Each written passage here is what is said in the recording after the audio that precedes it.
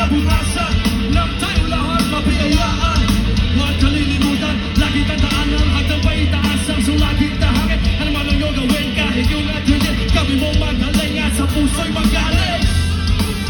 Nasa palad mo ang kabalaran, kabataan para sa kinabukasan. Oras ay ginto, gamitin na mahusay, dahil ang oras ay walang hinihintay. Peace, nature, children. Kabataan, kalikasan para sa kinabukasan. Iwasan ang magkakamaling ating naranasan. Oras na magtugos, daigig natin huwag sayangin, huwag hayaan maubos. Oras na para kumilos, magkabit-bisig para sa daigdig.